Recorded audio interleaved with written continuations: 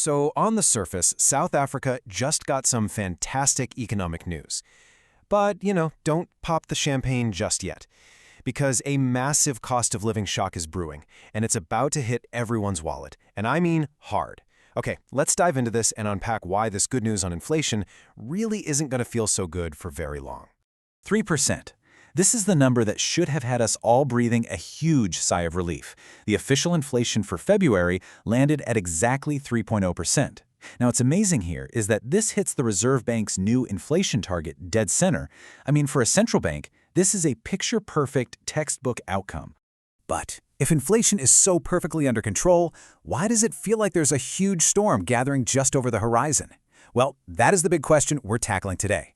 Because while our local numbers look great, a global economic hurricane is heading straight for us. Yeah. See, the source of this whole problem has absolutely nothing to do with what's happening in our local economy. This is what we call an external shock. It's a crisis that started thousands of miles away, but is about to have a dramatic, and I mean dramatic, impact right here at home. The real catalyst here is escalating geopolitical conflict. You have rising tensions and, crucially, the fear that these conflicts could mess with the flow of oil from major producers. This has injected what traders call a massive geopolitical premium into energy prices. To put it simply, the risk of war is making oil more expensive for every single one of us. And this timeline right here, wow, it just shows you how fast and how violently this all happened. Just take a look. In late February, Brent crude oil was trading under $60 a barrel. As of today, it's surged to over $105.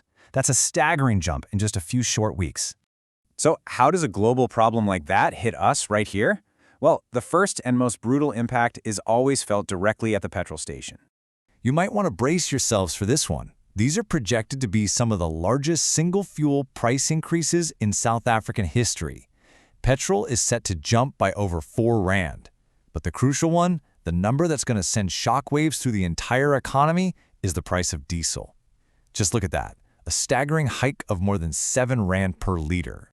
And just to add a little insult to injury, it isn't just about global oil crisis. We're also getting hit with what you could call an April tax double whammy. Hikes to the general fuel levy, the carbon tax, and the road accident fund levy are tacking on another 21 cents per liter, right when we can least afford it. So this brings us to the real heart of the issue. That shocking diesel price isn't just about the cost to fill up your car. Oh no, this is about the cost to fill up your grocery trolley. Now, why is that diesel price so incredibly critical? Well, because of this. A staggering 80% of all goods in South Africa are transported by road. Our entire supply chain, from the farm to the factory to the store, it all runs on diesel trucks. And this is what triggers the one thing the Reserve Bank fears the most: second-round effects. It's actually a pretty simple concept, but it has major consequences. The first round is the fuel price hike itself. The second round, well, that's when the trucking company, facing higher fuel costs, has to charge the bakery more to deliver flour. And so the bakery then has to charge you more for a loaf of bread. It's a chain reaction. Let's just walk through it real quick. It starts with that massive cost shock for the transport companies. They're the ones moving our essential food items, bread, milk, all the basics. They have no choice but to pass those higher fuel costs on to the supermarkets. And of course, the supermarkets have no choice but to raise the prices you and I see on the shelf. That jump in diesel directly becomes a jump in your food bill. So all of this pressure, all this risk, it lands squarely on the desk of the South African Reserve Bank. And let me tell you, they are now caught in an incredibly difficult bind, forced to navigate a classic and pretty painful economic trade-off. Here's their dilemma in a nutshell. On one hand, they could cut interest rates. That would provide desperately needed relief for indebted consumers and our struggling economy. But on the other hand, they have to contain the risk of this imported inflation. And that means holding or even raising rates to defend a rand and stop the cost of importing that expensive oil from getting even worse. And right now, the argument for being cautious is it's overwhelming. Let's break down the risks forcing their hand. First, you've got the double threat of imported inflation from high oil prices and a weak rand.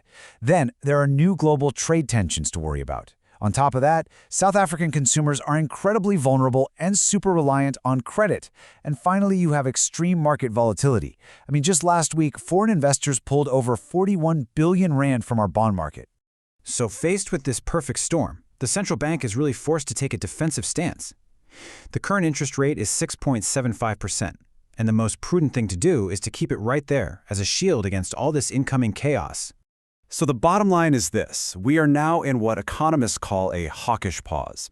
The bank is choosing to prioritize stability over stimulus. For anyone who is hoping for an interest rate cut to ease the pressure, yeah, that hope has been completely wiped out by this global fuel shock. It is off the table. And this chart right here shows you exactly why they're so concerned. Remember, we started at that perfect 3% inflation number in February. But once this fuel price shock works its way through the whole system, headline inflation is projected to spike all the way up to 4.3%, pushing it uncomfortably high all over again. And this leaves us with a really critical question for the months ahead. The Reserve Bank is holding the line right now. They've built a dam of stable interest rates. But with such powerful global storms gathering on the horizon, you have to ask yourself, how long can that dam really hold back the coming flood of rising costs?